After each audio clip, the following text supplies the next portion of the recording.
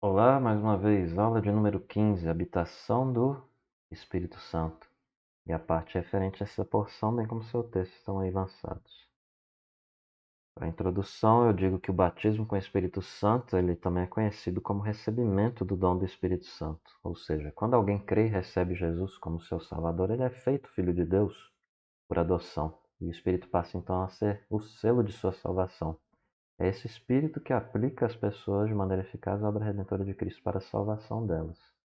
Catecismo Maior indaga o que é adoção. É um ato da livre graça de Deus em seu único Filho Jesus e por amor dele, pelo qual todos os que são justificados são recebidos no número de filhos de Deus, trazem em si o seu nome, recebem o Espírito de seu Filho, estão debaixo de seu cuidado e providências paternais, são admitidos a todas as liberdades e privilégios dos filhos de Deus, feitos herdeiros de todas as promessas e co-herdeiros com Cristo em glória.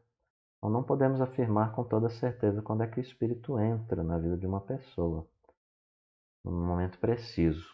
Mas sabemos que o novo nascimento não é da vontade da carne, nem da vontade do homem, mas de Deus. O vento ele sopra onde quer, ouves a sua voz, mas não sabes de onde vem, nem para onde vai. Assim é todo o que é nascido do Espírito. O Espírito, então, quem opera aí nos seus filhos, trazendo resultados do novo nascimento. Então a pessoa passa a ter consciência da presença do Espírito em sua vida quando crê em Jesus. E Paulo estabelece que depois que ouvistes a palavra da verdade, o evangelho da vossa salvação, tendo nele também crido, fostes selados com o Santo Espírito da promessa, qual é o penhor da nossa herança até o resgate da sua propriedade em louvor da sua glória. A confissão de fé ela expressa essa verdade da seguinte maneira: o homem tendo se tornado pela sua queda incapaz de vida por esse pacto, o Senhor dignou-se fazer um segundo pacto, geralmente chamado de pacto da graça. Primeiro é o pacto das obras, né, em Adão. E pelas obras ninguém é salvo. Nesse pacto da graça, ele livremente oferece aos pecadores a vida e a salvação por Jesus Cristo, exigindo deles a fé nele para que sejam salvos, prometendo dar a todos os que estão ordenados para a vida o seu Santo Espírito para dispô-los e habilitá-los a crer. Eis aqui algumas maneiras de saber se o Espírito habita na vida de alguém. Pelo apego a Jesus como Salvador, desejo de agradar a Deus, mudanças no procedimento moral, pelo testemunho que a pessoa tem em seu próprio espírito, né? A ação do Espírito Santo nas pessoas não é apenas para regenerar, não só para testemunhar quanto à salvação delas. Ele também fortalece e capacita as pessoas para que elas vivam a vida cristã. Então nós então podemos e devemos pedir mais atuações do Espírito em nosso viver. O Espírito de sabedoria então é entendido até mesmo como aquele quem dá a sabedoria. Né? O pedido de Paulo ele é resumido em três ideias: o conhecimento maior da verdade divina, uma apreciação maior das alegrias que os redimidos terão na vida futura, quando a gente observa os ensinos paulinos, né? Um entendimento maior do plano de Deus na salvação do redimido. O Espírito Santo é aquele que é dado para executar nas pessoas todos os propósitos de Deus. Falando de direção do Espírito Santo, Romanos diz o seguinte: todos os que são guiados pelo Espírito são filhos de Deus. Andai no Espírito e jamais satisfareis a concupiscência da carne.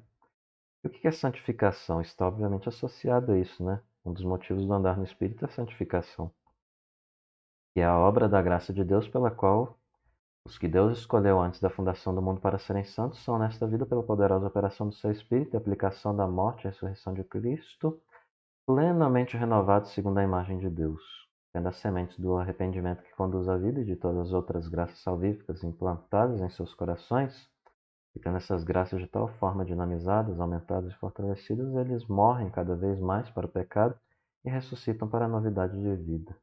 O Espírito Santo habita então nos seus para que eles possam ser conduzidos a uma nova vida, uma vida santa e irrepreensível, vida direcionada aí segundo o próprio agir do Espírito, né? E Paulo percorre no, como a gente observa no Novo Testamento, a região frígio-gálata, quando ele faz isso, buscando oportunidade de pregar o Evangelho, mas o próprio Espírito o impede. E por uma visão, o apóstolo conclui então que Deus o chamou para pregar na Macedônia.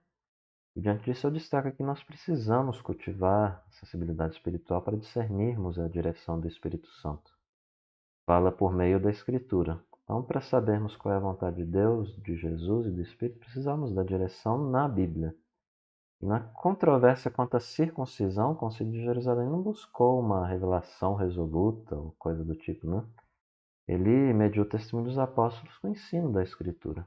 Então, quanto a isso aí, a própria confissão deixa bem claro, né, que o juiz supremo pelo qual todas as controvérsias religiosas têm de ser determinadas Por quem serão examinados todos os decretos de concílios, todas as opiniões dos antigos escritores, doutrinas dos homens, opiniões particulares, o juiz supremo, em cuja sentença nos devemos firmar, não pode ser outro senão o Espírito Santo falando na Escritura. Quando o Espírito ele está guiando, ele exerce influência determinante na vida da pessoa sobre as faculdades racionais, capacitando elas a discernirem e desejarem a vontade de Deus em circunstâncias variadas da vida.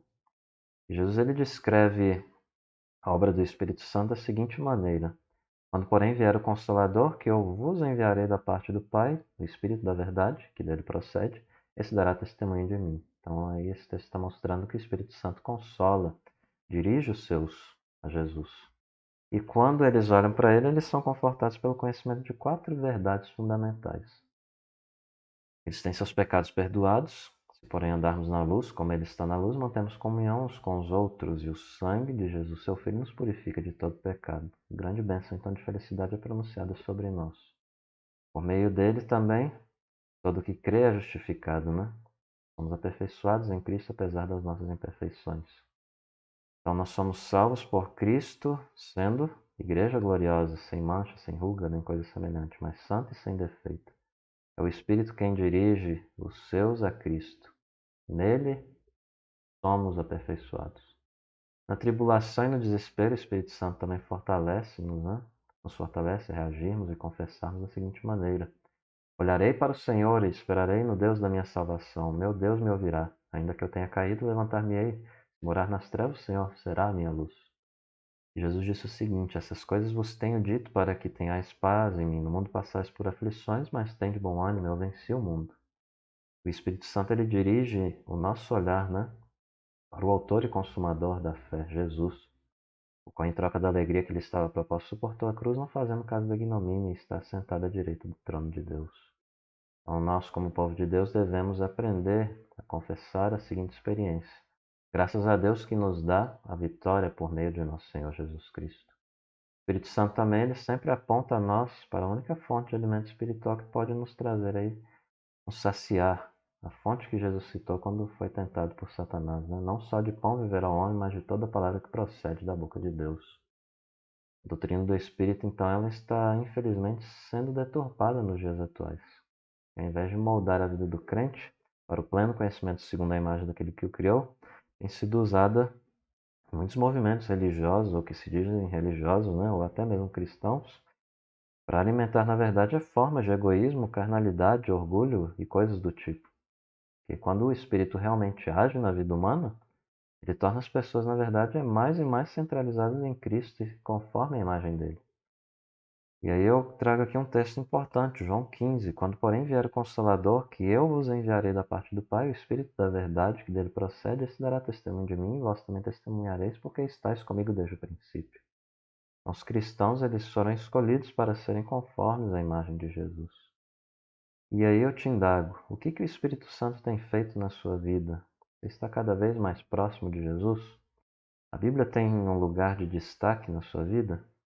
Ou o lugar mais destacado? Recapitulando, quando é que tomamos consciência da presença do Espírito Santo em nossa vida? Como podemos saber se o Espírito Santo está realmente habitando em nós? Sua presença em nós faz por nossa vida cristã. O que é santificação? Qual a sua relação com o Espírito Santo? Qual o papel da Bíblia nesse processo? Quais as 4 verdades fundamentais que o Espírito Santo nos faz ver, dirigindo o nosso olhar para Jesus? Como a doutrina do Espírito tem sido deturpada? Como devemos reagir a isso? O que ele tem feito em sua vida? Você está mais perto de Jesus? A Bíblia tem um lugar mais destacado em sua vida desde seu encontro salvador com Jesus? Chegamos ao fim dessa lição de número 15, mais uma. Obrigado aí pela força, pela atenção. E qualquer dúvida, estou à disposição. Basta colocar aí no comentário, no grupo, interagir ou qualquer outra questão. Obrigado.